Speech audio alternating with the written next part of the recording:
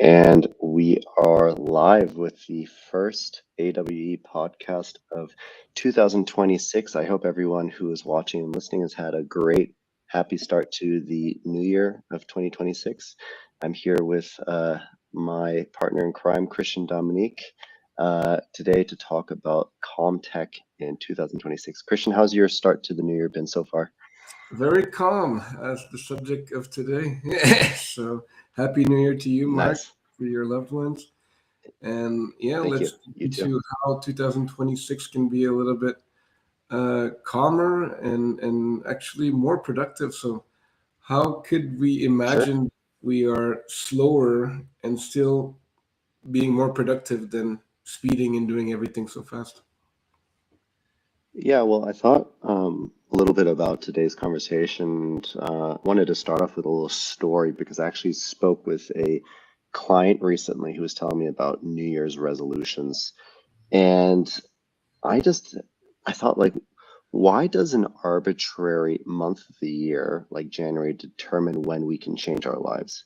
Why does it have to be January 1st, New Year, new me? This is the time to like make everything just different, shed the 10 pounds or whatever, uh, achieve my financial goals. Why does it have to start in January 1st? Like the future that you perceive is actually happening right now, every moment. Like it can happen right now. And oftentimes there's been studies showing that the they've measured the efficacy of New Year's resolutions by gym memberships. There's been a study looking at this, and they've shown that people who sign up for a new gym membership in the beginning of January, 70% of those actually drop off by the end of February, meaning that that motivation is short-lived. It's not very sustaining. And the problem is that people don't really focus on habits. They focus more on the motivation of new year, new me, which is not, again, it's not sustainable for the long term. You really have to think about, okay, what are the things that I'm doing today that I've been repeatedly doing over the last year, a couple of years, that I would need to stop? And what sort of new habits would I need to start? And implement a few systems to ensure that you actually carry through with those, right?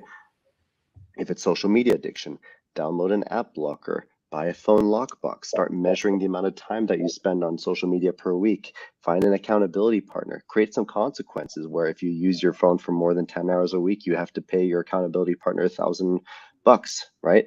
Those are real things that you can do today that will actually make a difference without having to wait for some arbitrary date, New Year's resolution to come around for you to have short-lived motivation in your life, right?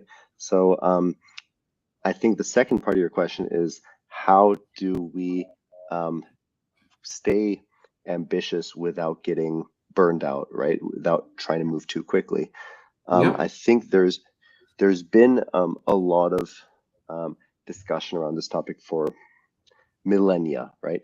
Since the dawn of time, and the Buddha originally said that we don't have to constantly remind ourselves of desire because desire is a form of suffering, right? You remind yourself of what you don't have, and people are really desperate to get that thing. They have to move fast, fast, fast, fast, but it actually doesn't really change the outcome. If anything, it creates more negative consequences for yourself in the form of burnout. Just because you are calm doesn't mean you're lazy, right? You can be calm and still care about the thing that you want, right? And so that's the topic of discussion for today. Thanks for that distinction. And yes, Buddha and other philosophers are relevant today in 2026.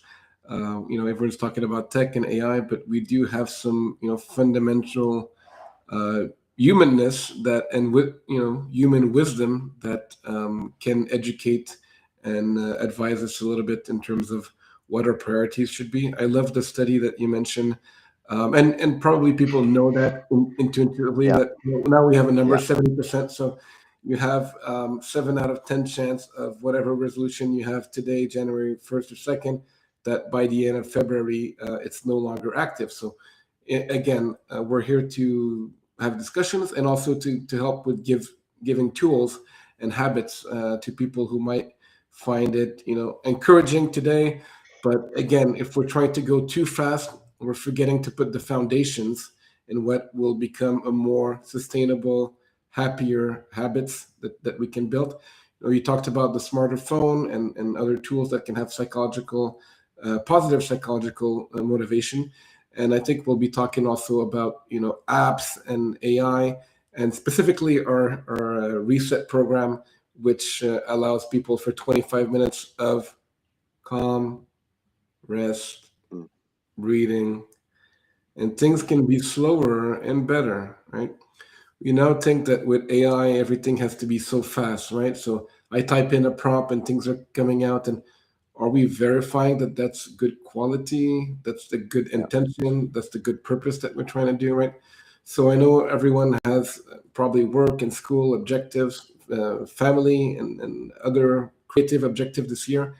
Just remember that it's not only about getting it done quicker, but it's about the quality of the output and also the process, the journey, right? Yeah, and I think that AI trains us, like you said, to deliver the output much faster, right? To get more done. It definitely increases productivity, but it also increases expectation. And increasing expectation without the tangible output oftentimes creates anxiety, right? Because you have a certain expectation of what result, and when you go into the real world where things don't work as quickly as AI, right? You're not getting those results as fast as you want. That could cause you to be in a more anxious state, right? And get upset that reality is not delivering as quickly as perhaps AI can, right? Yeah, And so we've talked before, we've spoken before on this podcast about the negative effects of AI on the brain, right? And I think as much as we celebrate it, just be mindful of the fact that wanting to work at 100 miles per hour constantly might have some damaging effects on your brain. yeah. And you talked about expectation and the desire that you mentioned from Buddha, right? So Buddha mentioned that both desire and aversion are cause of suffering, right? So Hmm. contentment comes from being happy what we have now. Now, as you mentioned, calm is not being lazy; it's being in a state of mind, right? And when we think about attitude or mindset, I think that's what we should really achieve to change. We talked a lot about habits. What's even better than habits? Mindsets, and even Hmm. better attitudes, right? So, what's your attitude in life? And that's much more sustainable than having a goal or a habit change or change back over time. And how can we start to motivate people to change their mindset, to believe that their mindsets are achievable, and to actually carry the world with this attitude of confidence and of calm at Hmm. the same time? Well, I would add another layer to what you were saying and say, beneath mindset is also identity, right? A lot of people feel like they're a success or a failure, and that perception of their own identity is often influenced by life experience, right? So if you've been unemployed for I don't know, a few months and you're just not having trouble finding jobs, you might assume that I'm unwanted, right, by employers, and I'm unemployable because I can't find a job, right? That becomes your identity, and then it becomes a self-fulfilling prophecy. So all these things come together, and they also form your habits, right? At the core of habits, mindsets is your identity, right? So be mindful that identity is not like written in your DNA. It's not an immutable characteristic of who you are. Identity is oftentimes a story that you tell yourself based on life experiences that you've accumulated, right? So I really hate the term new year, new me, but you do have the potential to reinvent yourself if you become aware of the story that you are constantly telling yourself again and again. And it does not need to be the story that determines you. If anything, you can realize that story is not helping you anymore, and you can decide I'm going to write a new story for myself, which can be very empowering for a lot of people. But it's very easy to just fall into these unconscious habit traps of like I'm a loser, I'm unemployable, I can't do this, I can't do that, and it's just an easier way to explain what is happening to you. Well, yeah, of course, we work with CBTs and limiting beliefs, and it's more and more clear that everyone has not only limiting belief but full stories. And even as aware as you and I can be, or one can be, there's still many things that you need to unlearn and unpack, and challenge yourself and saying, is this reality? Is this just my subjective appraisal? Is it society's appraisal of me or of things, right? And you have a good point, where a new year, new me is like, me, myself, and I is the ego. But we can use those stories with imagination and creativity, and just letting them weigh down with either negativity bias, which is poor me, I'm horrible, or positivity bias, which is I'm more important than others, which is also not the case, right? And when we kind of see all of these with awareness as nuance, and remember that Yep. awareness is one of our three pillars at awe, we start Hmm. to understand that those stories can be against us or serving us, or there might Yep. not be even be real. So we can have more ability to use them in the right way, and to see them for just stories instead of facts. Absolutely. And I think something else I'd add is that while speed, working really quickly, delivering looks impressive, calm is what really allows for that pattern recognition, judgment, and timing, right? The ability to see that certain situations, and this is why I love that you mentioned CBT, certain situations in life trigger specific thoughts that might not be 100% accurate, right? They might not be extremely reflective of the situation, but nevertheless, there's a pattern to be recognized when you approach it in a calm fashion rather than speed, right? Need to get everything done now, urgency, urgency, urgency. That disrupts that ability to recognize the patterns, to recognize the stories that you are perhaps telling yourself that are actually not aiding you necessarily. So if you want to avoid falling into the unconscious trap of, you know, stop going to the gym at the end of February because you don't have that motivation anymore, you have to be able to take your foot off the gas pedal and recognize, okay, it's actually me who's creating these problems because of these patterns that I'm not aware of. And to become aware of the patterns, I need to just take a moment, breathe, right?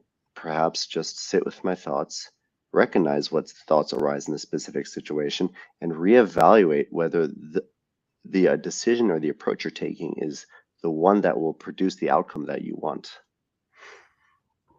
Thanks, Mark. And we can give other types of New Year's common wishes. So people want to be more productive, be more present with their family, eat better, go to gym, do some more sports, be creative, right? Maybe do a painting, write a book that they've never had time to do. So all those things are possible only if you do take some time to reflect.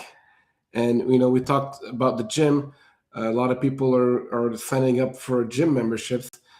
How about mental gym? And how about what's important to spend time and money to develop your mental wellness versus just your physical body? Any thoughts on that? Yeah, I mean, there's the obvious ones, which is like reading a book or spending more time with friends or starting a meditation habit, for example, is extremely effective because you learn to really mm, become aware of certain distractions or stimuli in the environment that perhaps are having some effect on you mentally. Going to the gym is probably one of the best ones, that I can and recommend. But like with the gym example, you don't want to rely on short-term motivation. Find a gym buddy, right, who will go to the gym with you. Sign up for an app, right? Make it as frictionless as possible for yourself.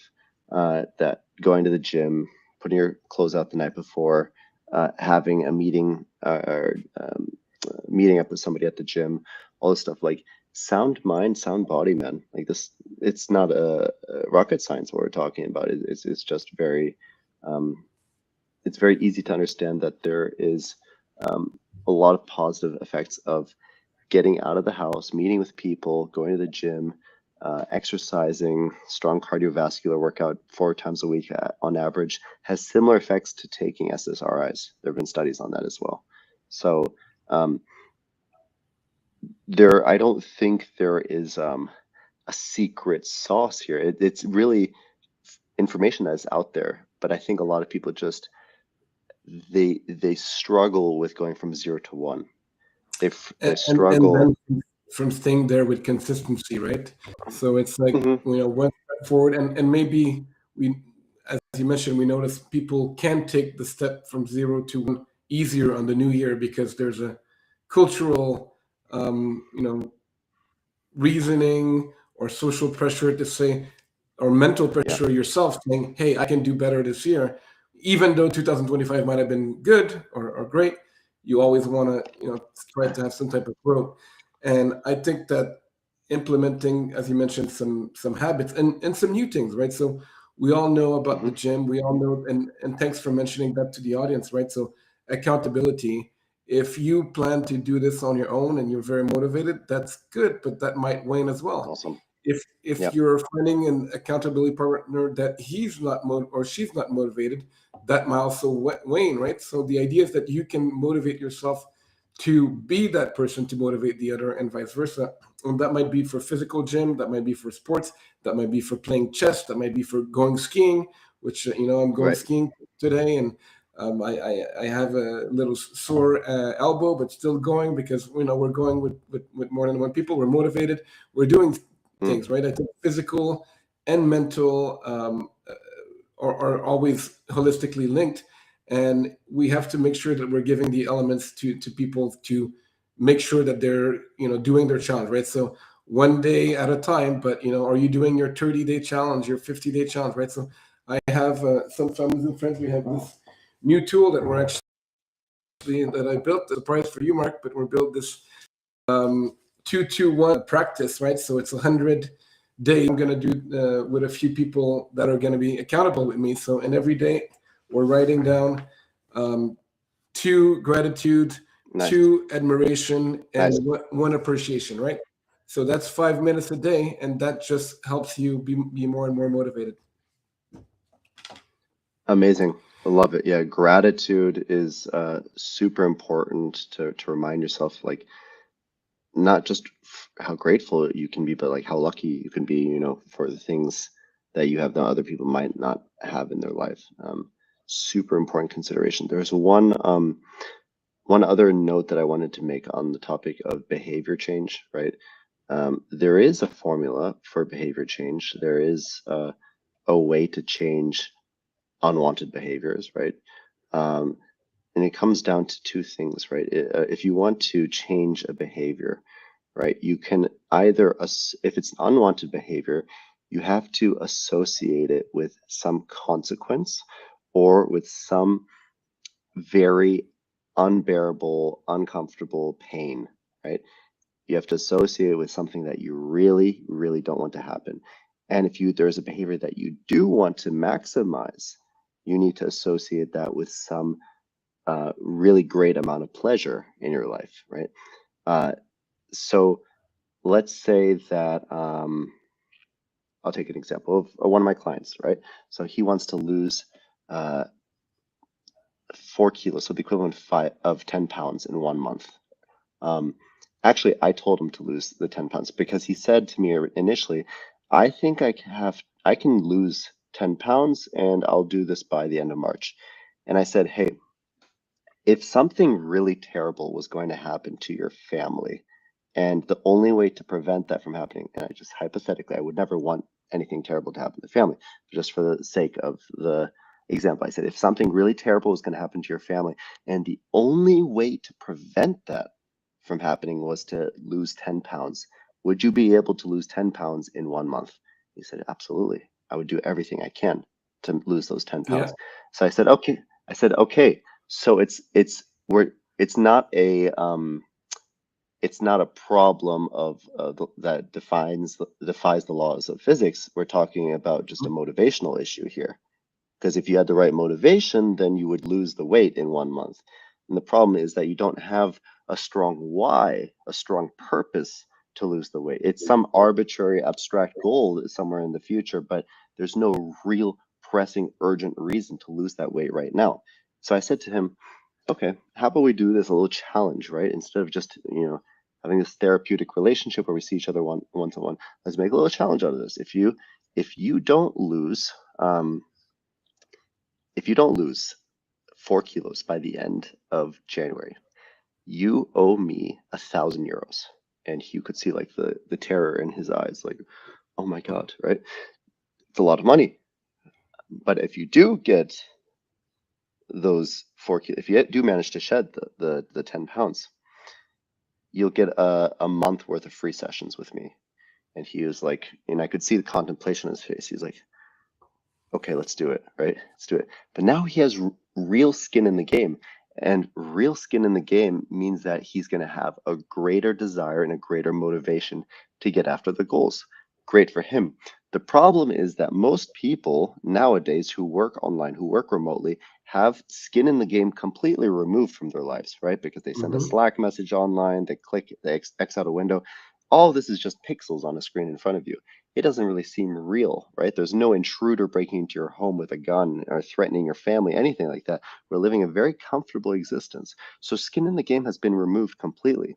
But as soon as you introduce consequences, non-lethal consequences into the picture, with some behavior that you want to remove in your life, then it activates like a second brain that makes motivation uh, not even a consider. It's like it's not motivation that would make you want to keep your family alive, right? It's just like I have to do this. There's no other option. I have to do this, right? It's life or death. And I think that's the problem is that we're just living in a society of decadence and complacency.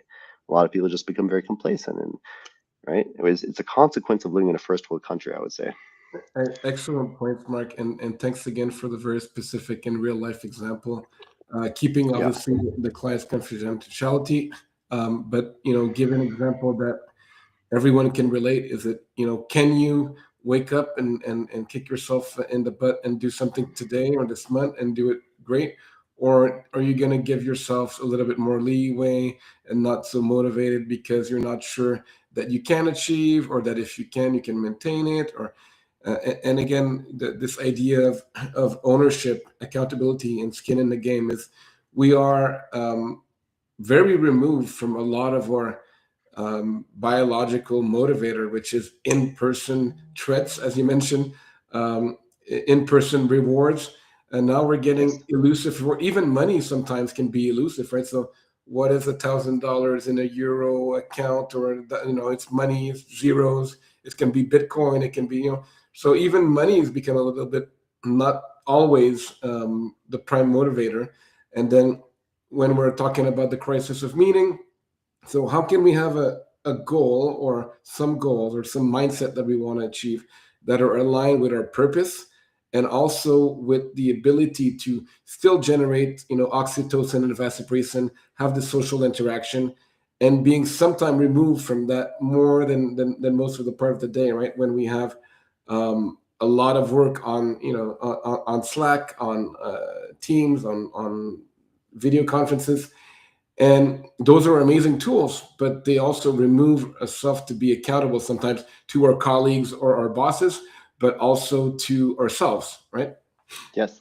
Especially for remote workers. Like we've talked about this before on the podcast as well, but just take the scenario, young college grad economics degree gets a job at a tech company, no work experience. Uh, the job is completely remote. You'll do your onboarding online in your parents' living room on your computer, right? You're alone for most of the day, except your cat walks in the room from time to time. Everybody's gone. And you're expected to learn just on this laptop that they sent you. Um, that's a very, very difficult scenario for a lot of early career professionals, right? A lot of people who are very early in their career who are expected to learn without interfacing with mentors, with experts in an office setting or in any setting, right? Um, that is a I think that's a huge consequence that's not talked about enough. Um, Perhaps that even started during COVID. We talk about the effects on schools, putting youngsters in front of screens. but the effect of people on screens who don't have any real work experience is also a huge effect. So people with very little life experience, to just put a screen in front of them and say like, hey, this thing supplants all of that life experience. You don't need to have a mentor. You don't need to go into office. You don't need to do an internship. You don't need to do any of that. Just send us a Slack if you ever have any questions. That doesn't cut it. That creates like a really incompetent workforce. I'm sorry, but that's the case, right? Or ask your favorite LLM, ask Chat or ask Claude or Gemini Yeah, what you should do or how to learn, right? Or watch a YouTube video, which, it's great that we have, again, this technology. We have this available of knowledge and training. And I've worked in e-learning for a long time, but it also has to be tailored to a real, yeah, setting where people can learn and use those tools and then remember them, right? Not just study for the exam and forget it the other day, or watch a YouTube video and don't know yeah. what to do afterwards, right? What if, well, like, imagine this, like you're getting onto a flight and you found out the pilot only took online classes Yeah. to like become a pilot, or like you're getting a heart surgery and you find out your surgeon would like watched videos online Yeah. and learned everything online, and but never was in, he never like did a residency, he never watched people. Like, you'd be like, no way, I'm not getting surgery from that guy. I'm not going to get on that plane, right? Because we recognize inherently that tech does not replace the real human experience of experiential knowledge, right? There's theoretical versus experiential knowledge. Yep. And online is just theoretical for the most part. Experiential is like doing the thing, getting rejected, learning how to deal with it, and trying again, right? So And that's why it's yeah, very important for teams, especially remote and hybrid teams, to know that and to create some environments and some company culture that allows for further development, learning, training, yeah, and then open communication where people feel that they are able to share that. I remember now almost 2 years ago when we were building this company, and you said, Mark, I'm not motivated because we're just speaking through screens, me and you. We didn't have a team at that mhm, time, and then we started to open the some afternoon, just me and you working with the open screen, where we can see that there's still some yeah, interaction. And those are one of many tools that we can bring to organizations, including our own, to help remediate this kind of gap in human connection that we're trying to build on in organization and in the world in general, right? yeah. And we're obviously, we work, we founded AWE, but we're also here to just mm, offer advice on how to improve well-being. And what we did, sharing a screen, super helpful for me right back then. There are ways to, if you are in a situation where you really can only work remotely, there are ways to mimic an office environment. There's a website called um, Attention Me, I think it's called, or I forgot the name of it, but basically it's like the chat roulette for, it's called FocusMate. FocusMate, that's what it's called. So FocusMate is a website where you randomly get matched with somebody around the world, and you guys just say like, okay, in the next hour I want to work on this, and they're like, okay, I want to work on this, and then you turn off your mics and you just work together for an hour. And people say it's like one of the best productivity websites that they found, because you want to know that you want to feel like you're working together with somebody while you're kind of alone in the house. And a lot of times when you are working remotely, it's just you and the computer screen and some Excel files on there, not a real person. So you don't have the feeling of being in a coffee shop or being in an office setting. It's just you alone, right? So yeah, I think we got a little bit off track. Like I want to bring it back a little bit more to the Comtech side of things, but I Of always course. enjoy these conversations so much with you that we just go on some tangents sometimes. No problem. And as I, we're getting back to the subject, just to remind the audience, we are live on Twitch, LinkedIn, YouTube, and perhaps more. If you have any questions or comments about what we're saying, about the topic, about other things, about mental health, wellness, happiness, please feel free Mhm. to join us on the conversation. And go ahead, Mark. Yeah, so I mean, before we get into some specific studies, would you be able to share with us, like, where did the Comtech movement come from? Like, some of the origin story of all this stuff. Bef we'll, we'll we'll get to Yeah. this in a second, Alfredo. So the Comtech started in the 90s. We Hmm. had this Xerox pack that taught about designing Hmm. technology that were common, right? So that was a good idea, and unfortunately, that didn't really make it to 2026 yet. Yeah. But we're so that's been 30 years ago. So Hmm. there has been some things that they talked about minimalism, like phones are become more minimalist. There's a few apps Hmm. that are more streamlined, um, but they also talked a lot about attention and how we had limited attention, and that computers and technology and devices should not steer us away from our maximum human attention. So that's where the movement came. There was further research years later, and some people are still looking at some of this tech design. We'll share some more papers and books around this. But yeah, basically it came in 95, 96. Hmm. A group that wanted to make the tech a little bit better. So we're kind of reviving it in 2025, 26 as making this comp tech a reality, because the reality is it has not been very calm. It's been pretty much a storm, right? Right. And I think even before 2025, uh, the height of the COVID-19 pandemic, ushered in like just a whole entire new realm of work, and a lot of things were shut down. We had, quarantine, lockdowns, all that stuff. But it did usher in a lot of new capitalistic opportunities for new businesses. A lot of apps that perhaps people who are listening have heard of before, Headspace, Calm, um, were introduced as ways to introduce the modern world to meditation and mindfulness, right? And a lot of these apps are really well known, and they're used a lot today. Um, the one that I wanted to cite, maybe you can bring this up on the screen right now, is actually a study conducted on college students with the Calm app.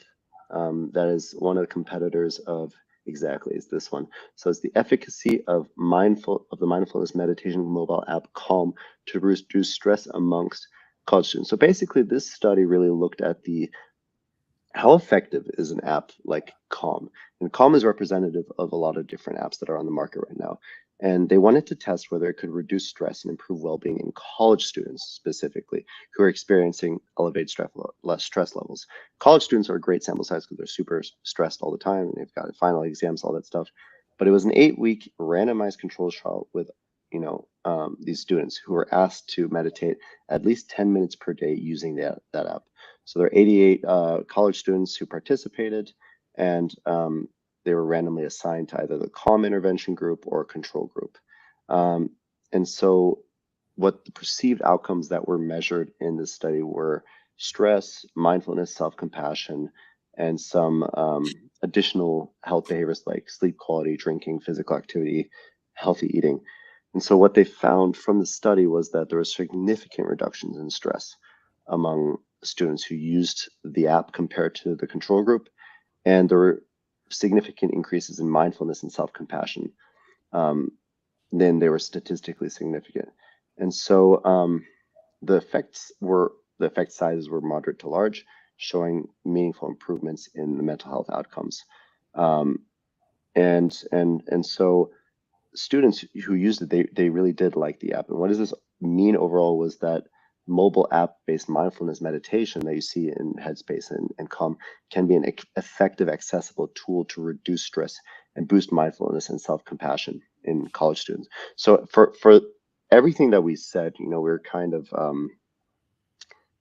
we're kind of doing our old rant on technology, but there are a lot of great apps like Calm, Headspace, and even Lumi from AWE, which we just introduced a few weeks ago, that are very effective at reducing stress, increasing self-compassion, which invariably increase focus, because focus is a direct consequence of a lot of internal processes, like you're distracted by your own thoughts, ruminating, which perhaps causes you to be unable to focus, right? When people say, I can't focus, it's really because they have a lot of internal chatter going on, external or internal distraction going on, right?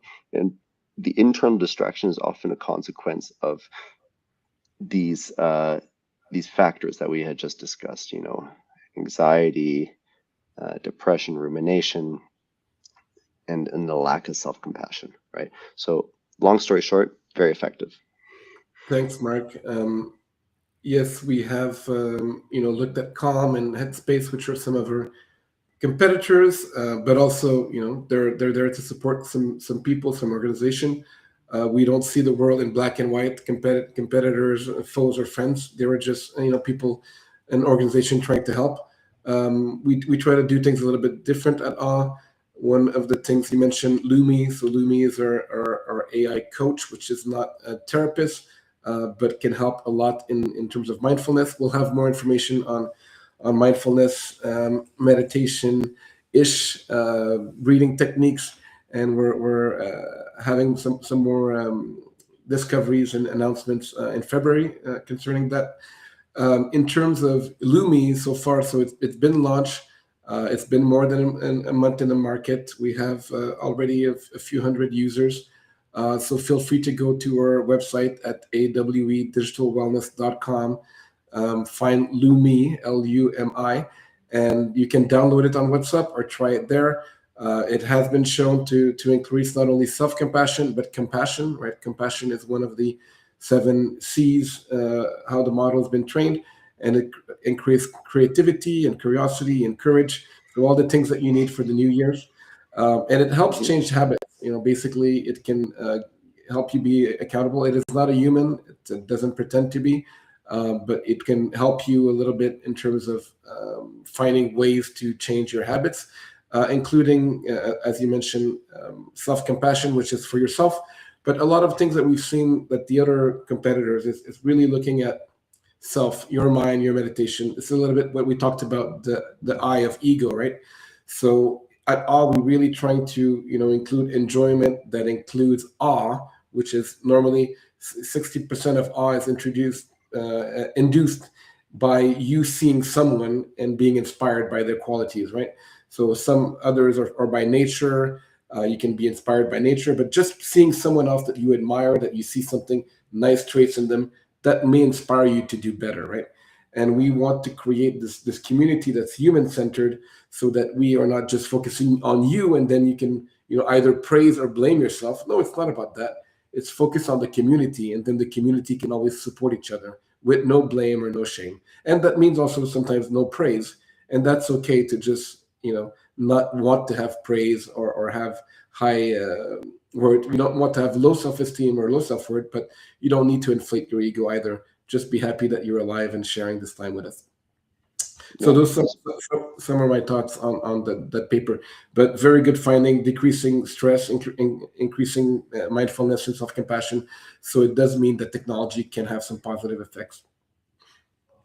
absolutely. All right. Again, it's not just bashing on technology. There are good solutions and alternatives to alleviate a lot of stress. If you are in a situation where you're not able to go see a therapist, or not able to go meditate in person, or you're not able to go to the gym or do any physical activity, there are accessible solutions online for you. Great. So I also looked at some scientific paper. One of them is actually looking at headspace studies, and as well as Calm. So Calm, the only study that you saw and found, Mark, was in 2019. That's the only RCT studies. But Headspace seemed to have much more scientifically validated studies. But this paper is actually looking at a systematic review of them and comparing to see if there are some potential efficacy differences. You mentioned increase in mindfulness and self-compassion, decrease in stress. Some studies have found some mixed results. Let's look at that a little bit together. And so here's the name of the study, and we also looked at potential conflict of interest, right? So a lot of studies are done, but are they paid by the big multi-million-dollar giants, the two biggest mindfulness app? Yes, some of them have found some conflict of interest. I from authors of the studies and also from the participants that were giving perks. So Hmm. not completely ethically, safely saying that those are perfect results. Although we do see, and there is the conclusion that it is promising. If you want to share a bit more, I think I have some more slides on this. So yeah, the conclusion says, and you can zoom in or pause if you want, or go see the actual paper. It does say that there is some promise, especially for Headspace. And then, again, we're going to be writing an article on Headspace and Calm soon. Our director of marketing is looking at that to show kind of what they've been doing. What we keep saying is that, and I think you nailed it, Mark, is that Calm and Headspace came, decade and a half, a bit more than that, when this was really needed. And they Hmm. did a good job for the last decade. They've had tens of millions of users and help organizations, but they're still using old information. And at all, we're trying to bring you the up to date, the most recent, the now 2026 preprints and studies. We're doing our own studies ourselves as well, and trying to have no bias in them as we were looking at this conflict of interest, and just trying to find the best science to help people. What can we do with the information today? Not for a monetary gain, just how can we help people? And is it validated scientifically? So we have one more slide on this paper that shows the graph of what some of those studies have found. So again, some have found no or negative, so that's in the yellow. But more than half, at some point 40 to 60%, have found some positive result for mindfulness, well-being in general, Hmm. so happiness, decrease in stress, like you mentioned, anxiety, and depression. So depression is the Hmm. actual the most positive, removing depressive symptom. Although all the studies were with non-clinical population, meaning they were not people diagnosed with major depression or bipolar depression, but just the subjective well-being, subjective feelings of depressive symptoms. So pretty interesting finding. And then the Calm app, we looked at it, 102 participants. The others had varying degrees of number of participants as well, to look at those symptoms. And that those were quantitative studies, not qualitative. So it'd be interesting to look at qualitative studies as well and see how that could be used. Hmm. So is the overall conclusion from these studies that there is a significant improvement when in mental health So when. about Mhm. 40% of the studies in general showed improvement in those metrics, yes. Okay.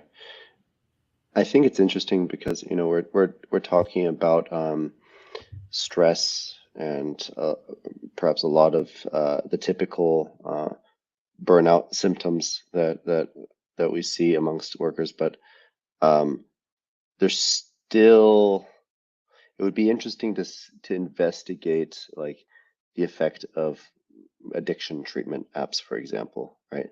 And to see how effective they are, whether you need an in-person treatment model or uh, if it is it enough to just track the days of sobriety, that like Alcoholics Anonymous gives you like medals for 100 or 200 days sober, right? How effective are those apps? So I know that some of the studies in that meta-analysis were looking at addiction specifically. Oh, And then okay. I saw some others looking at specifically alcohol consumption. But now we know that there is another addiction called technological addiction or social media addiction or gaming or gambling addiction. Oh yeah. So there might be a lot of things that we look at, but basically, besides our Lumi AI, Awe has really looked at creating this reset program to help people. And I do the resets on Tuesday, and then we'll have some Patreon coming very soon, so that you can have Hmm. more variety of resets. And those are helpful for addiction. They're helpful from depression and anxiety symptoms. They're helpful for stress regulation. They're helpful for loneliness. We talked about people feeling alone, right? We provide live, and when we look at Calm and Headspace, everything of what they have is recorded.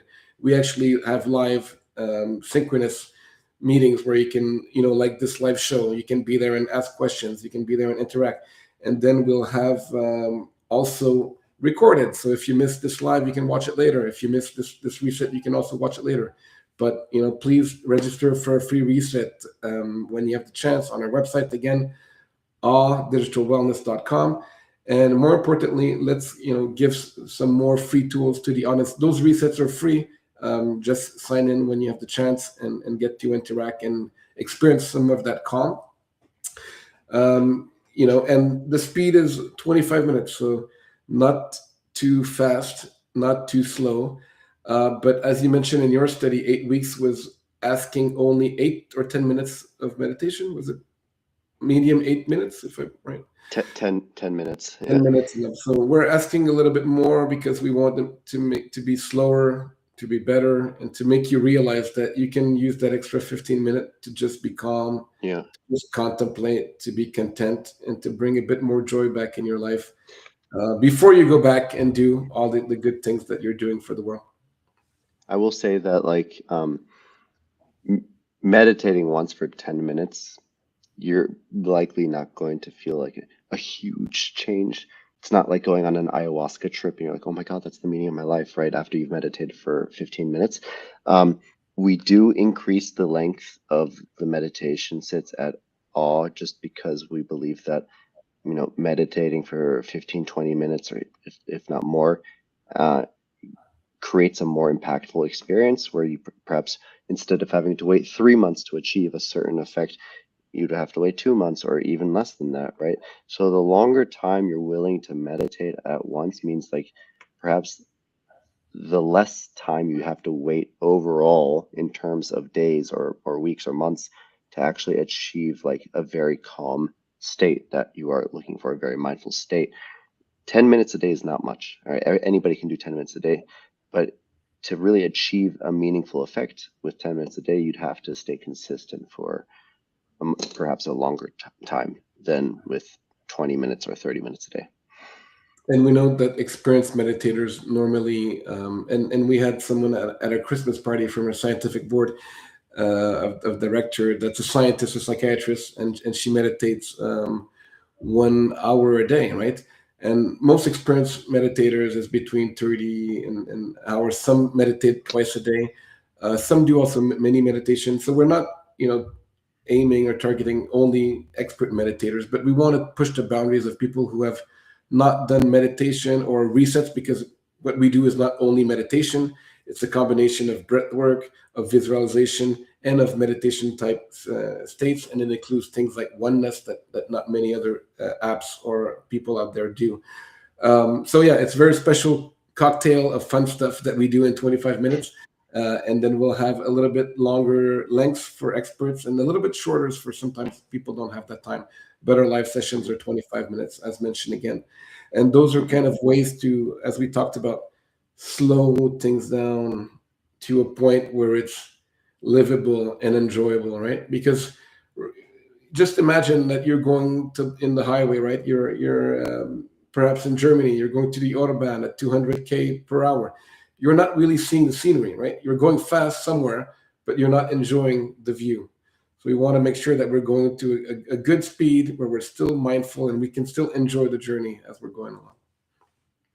Exactly. Enjoy the way while you're trying to get to the goal without feeling pressured all the time, right? I have to get it now, right?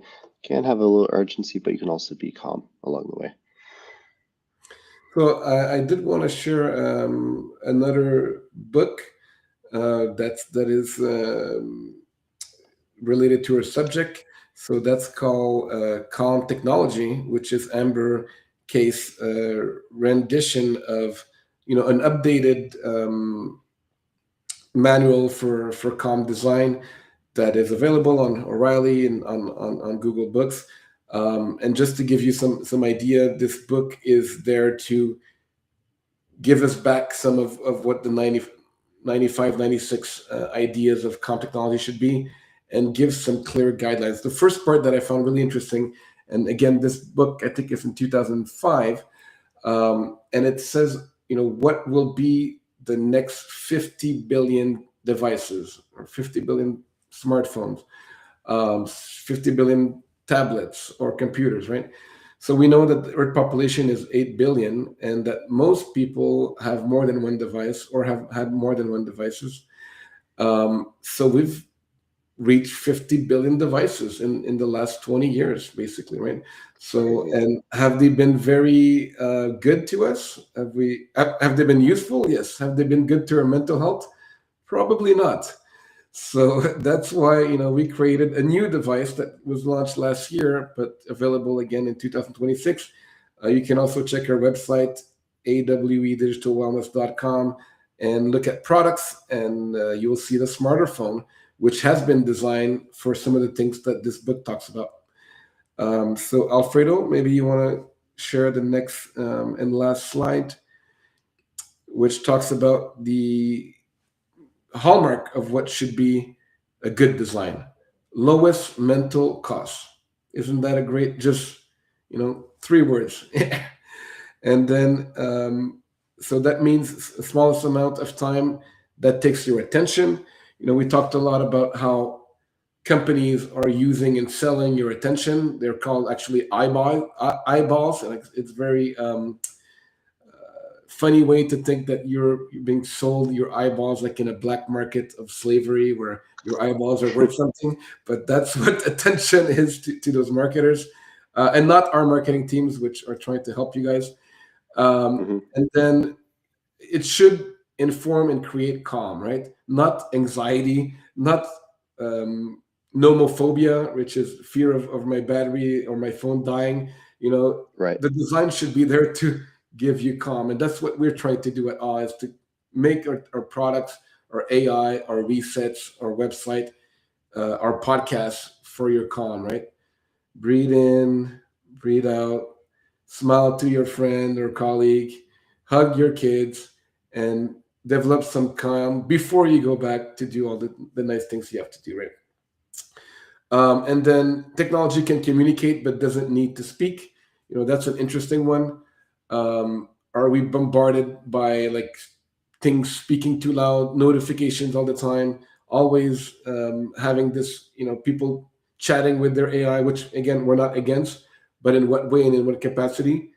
Um, and is it fail safe so that it's designed to work even when it fails? So those are the elements of good design in this book.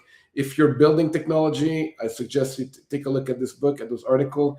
If you want to build something with us, contact us. I'm having a meeting next week with someone who just developed an app similar, complementary to us, based in Canada. We're going to be talking anywhere in the world. If you guys are building Comtech, Tech for Good, feel free to reach out to Mark and myself. And any comments on that design mentality, Mark? I think it alludes back to what I said before, is that reduce friction, reduce the number of steps needed to achieve a certain goal, and you'll increase that behavior, right? If you want to go to the gym, set out your gym clothes the night before so you don't have to think about going to the gym in the morning. Because when you want starting a new habit or goal, right, it seems overwhelming because there's all of these new steps that you have to do. And I think if you make it as simple as possible, familiar as possible to yourself, then it's much easier to achieve. So 100% agree with the reducing friction point. Thanks, Mark. And again, for all these January, new year, new me, or new month, or new today, new now, new me. It's a long journey, but we're here to help. Might it be quitting smoking, or quitting crack cocaine, or quitting TikTok, or just being nicer to people around you. Those are all noble goals, and there's nothing too big or too small. Just as long as Hmm. you have a purpose to do that, and that it can bring a bit more joy to you and people around you.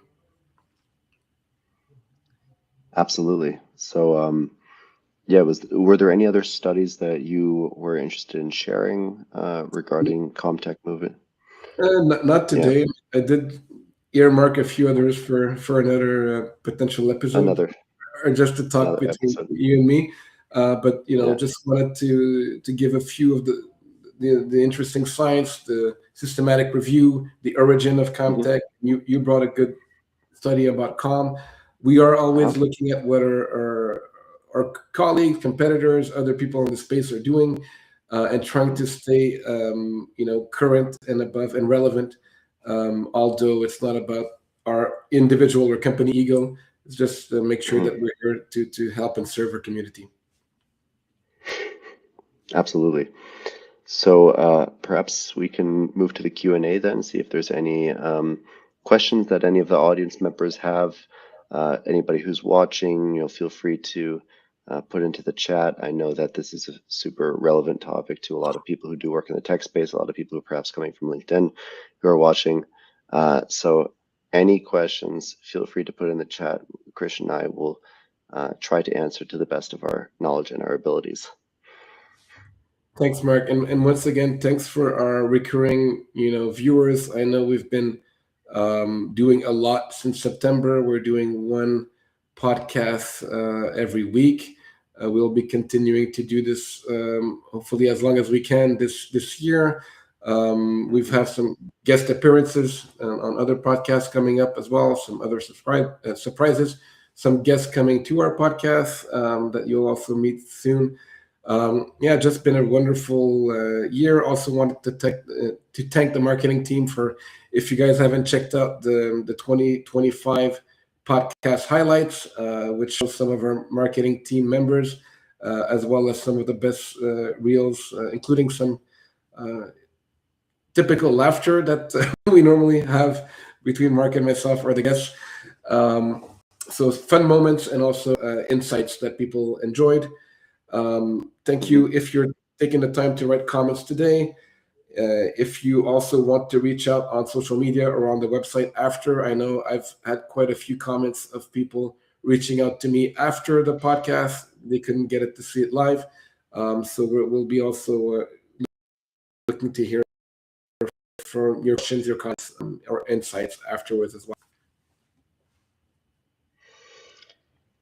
Yeah, and I really loved that video of So us any closing laughing. words? I was just huge smile on my face when I was watching that video earlier, and I think really bringing that sense of joy, yeah, bringing that sense of joy to everyone is a huge part of our mission as well. Yeah, I just wanted to, add a few more points when we talked about like the the speed versus the calm versus the reflective versus the wise. Have you ever seen any wise man? We can have pictures of the Buddha or Plato and Aristotle and Socrates. Have you seen any of them always in a rush, or they're normally calm and poised, right? So Calm and calm poised. actually sharpens judgment, right? When you're in a rush, you make more mistake. Your prefrontal cortex will make rash decision. And it doesn't mean you have to procrastinate and wait forever, but speed without emotional regulation creates errors, right? So you need to regulate your emotion, regulate your thoughts as well, and be there in a space of confidence and capacity more than just urgency. Or some of my closing remarks. And calm actually sustains high performance, right? You can have fast and high performance, but if you want to sustain it, you need kind of an aura, a mindset, an attitude of calm around the things that you're doing. Again, the best leaders are also making decisions with calm and rationale and confidence, right? So we want to create that for ourselves and be the leaders in our lives, in our professional lives, in our personal lives, in our creative lives, to again bring joy, be better, succeed, growth and be wiser this year.